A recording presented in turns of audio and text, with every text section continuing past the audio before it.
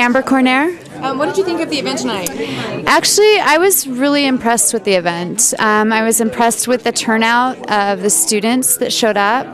I was really pleased that there was an opportunity for a ton of questions to be asked and that it didn't turn into a riot.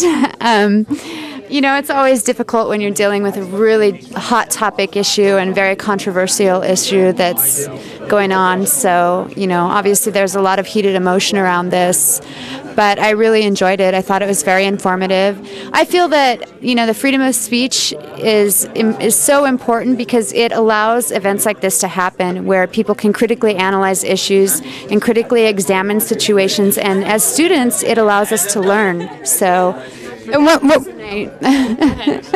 for that reason, I really appreciate it. So, and what was the reason for the shirts and the black bandana? Well, you want this back on?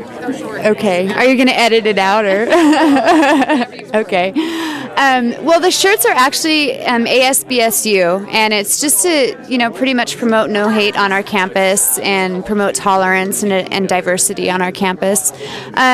This was more about silence and silent protests and a protest for those that have died crossing into the United States, you know, in the desert. So. Did you expect that this organization would be promoting that kind of activity of oppressing immigrants coming across the border, or what was the expectation of what would happen tonight?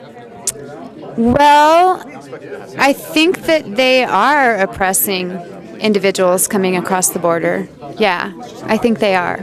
So that this was more in protest of this specific group?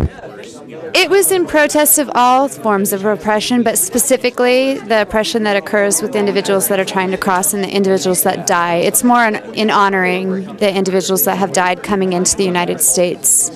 Is there anything you would want people in the audience to know about the message that the shirt and the bandana bring that they might not understand, like when they were chanting English only and those kinds of things? Is there any kind of message you'd like to get to those people? Oh, well, definitely, yeah. I mean, you know, the reality of America today and the United States today is so different than what it was in, you know, ages ago. I mean, it's so different. We are no longer a melting pot, and we don't want to have a melting pot society, nor do we want assimilation. I mean, we want America, you know, we want to have the idea of and the values and the beliefs of American government and everything that it stands for, but at the same time, that embraces the diversity, and it embraces, and by embracing diversity, you have to embrace ethnicity, you know, race, culture, heritage.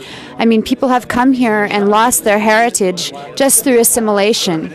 So I think that understanding that assimilation for a white individual like myself, I'm very privileged because I'm a white person living in America, but I never really understood how privileged I was until I started to understand issues of oppression, racism, poverty, discrimination. And when you look at that and you really understand the elements involved in that, you really begin to realize what an individual, a minority, gives up in order to assimilate. They have to literally shed their identity. And that, I mean, white identity is kind of associated with humanity, you know, or humanness, and this quality of humanness. And that's not what it's really all about at all. It's I mean, you know, diversity should encompass all ethnicity, all race, you know. And so being white is a privilege, and I think that people don't understand that privilege is really does oppress other individuals that are a minority, and it's important to take that into consideration. So, well, thank you. You're welcome.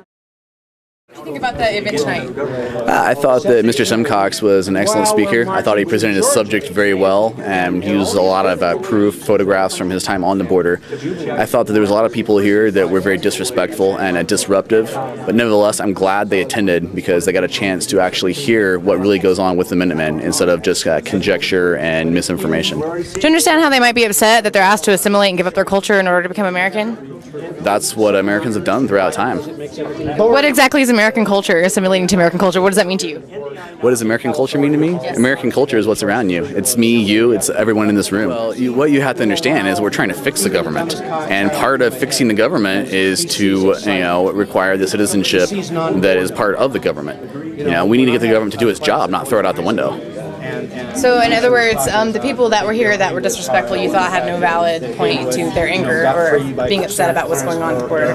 I think that they certainly had points to make. I think they could have made them in a respectful way that's pursuant to the academic setting that we're in. Just shouting names and calling people names doesn't really do anything for diverse discussion. Okay, well, thank you. You're welcome.